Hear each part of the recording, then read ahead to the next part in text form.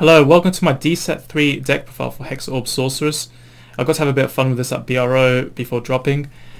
But basically we play the ride line as base as my start in my case because I like the SP. However, it doesn't matter which one you play. Some people play this in Hexaorb because they want to bluff their opponent, but I think it's just the oldest trick in the book because at this point reverse psychology is just too obvious. Everyone knows that the start doesn't matter. The grade 1 is tier square Sorceress. When you ride over it, you can counter +1 and draw, which is quite fast compared to, say, the Bastion ride line. We have to wait until turn 3 to be able to do that. So very helpful as well to generate some early advantage and have a bit more control in your hand. Then we've got Pentagleam Sorceress. When you ride over it, you can check top 3 and rearrange top 3 in any order. Very useful for that reason. And of course, if you don't like your stack, you can always use Torturous if you happen to have it in your hand. And then you can just shuffle your deck. You can also use Dieglass Sorceress to call those units if they don't happen to be triggers.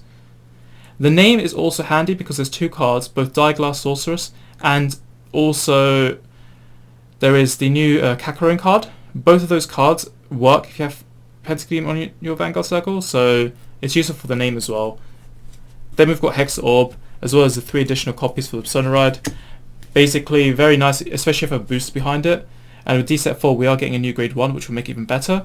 But basically the booster, you can essentially just give an extra 10k for every trigger and pass it. So if you have a booster, you're giving it another 10k power, which is so useful because then when your opponent's doing 2 to pass, they actually have to do like an equivalent to a 4 to pass. So it becomes more PG bait or over trigger bait for guarding. Or your opponent just happens to be on low damage and they just no guard, I guess. That's always a thing. Healing down does happen quite a lot in overdress.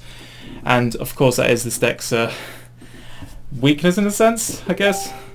Maybe for a lot of decks as well, I suppose. But the momentum does start to fall back a bit if your opponent's hitting down. And then you've got 4 Octodevote Sorceresses. So this is very useful for the counter charge. I usually discard this for my ride line, I think, based on the games that I played, because I can't really foretell how much I'm going to need this card. It's usually until a later game when you realise that maybe you overused your counterblast resources, but you never know, heals can go off as well. Maybe you just draw more copies of this. Like, anything can happen, so this does tend to get discarded whenever I use my ride line. The card can also mirage off the field, so by that I mean, like, when you attack with it, and then you go with the Vanguard swing, you can retire this, which then helps to reduce the targets for your opponent when they're using cards like Leonard or the Prison deck, for example, to try and lock up your units and gain their triple drive.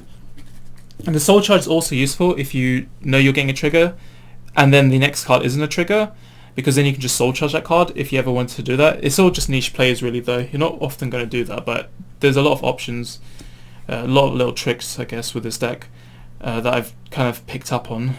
Then there's Lepisto. So Lepisto is basically a generic restander if you get trigger. It can gain 5k. It's very costed though, so this will get cut in the new set for something with a cheaper counterblast cost, most likely the grade 1. It's very good on Persona Ride turn, but not as good in general turn 3s, I'd say. Or if you're just failing to find your Persona Rides, then it kind of loses a bit of momentum, I'd say. It's also just an extra attacker, because there are 2 main beta cards in the deck, which I'll get to soon. Next we have Kakarin. So Kakarin is an on-place check top 2, rearrange in any order, and that works both on your Pentagleam and your Hexaorb, so turn 2 and 3.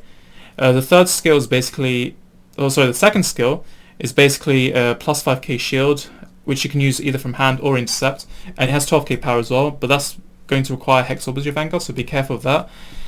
You can make use of that if you're high rolling, or if you just happen to have a PG behind it, or maybe using a crit to try and fix your numbers. Maybe you're calling like a trigger behind to boost or something and you want to make it into an 18k or something like that. It can be useful for that as well.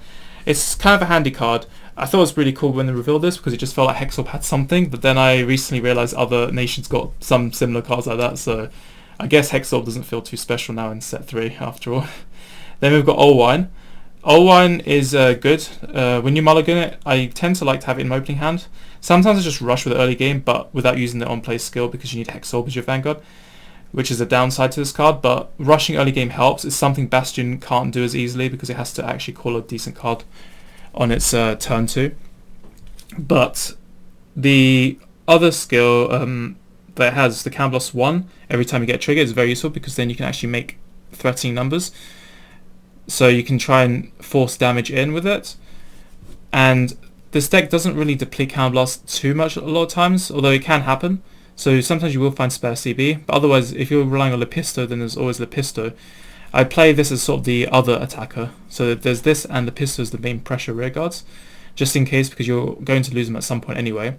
The check top 2 and stack them to top or bottom is also very handy as well.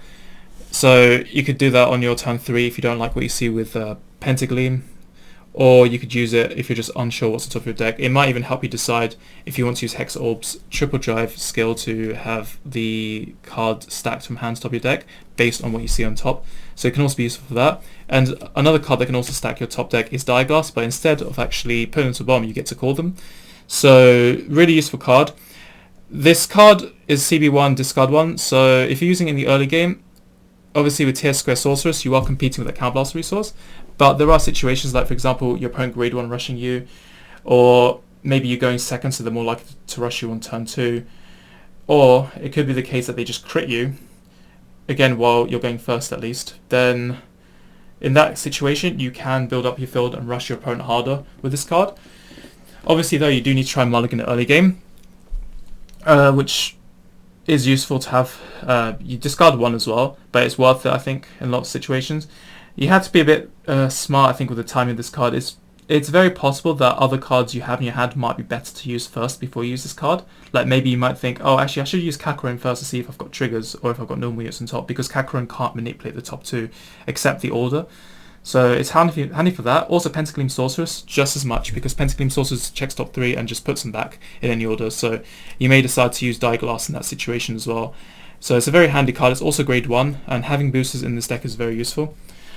And the other booster I play is Tottress, which can search for Hexaorb. You have to be on grade 3 or greater though, so look out for that. You can't just casually rush this early game or adding Hexaorbs. There is a bit of a compromise to rushing, which is losing out on the search. You can also use the skill of Diaglass, because it doesn't have to be called from hand like Diaglass, so if Diaglass calls this, then you can just CB1 and search.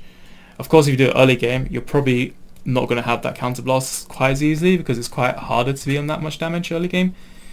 4 PGs for obvious reasons, 1 over trigger because it's broken, 4 criticals with skills because it's broken. Obviously the 2k power is very nice as well, very useful to pass around the board, because there are a lot of opportunities you can find to fix up your 18k columns, especially when you're going for desperate plays where you're maybe boosting with a perfect guard, which is 6k, against the 10k attacker, which is 16, so the 2k is helpful if you want to give 2k to make an 18k, because everything is 13k in this game anyway.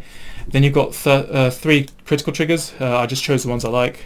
Then we've got 4 front triggers. You could play 8, maybe 8 crits is better, but here we have 4 anyway. I might have to think about what I want to do next set with these. The fronts are very good though, I think, in this format.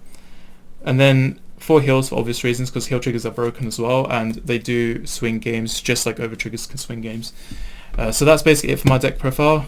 Hope you enjoyed, and I'll see you later. Goodbye.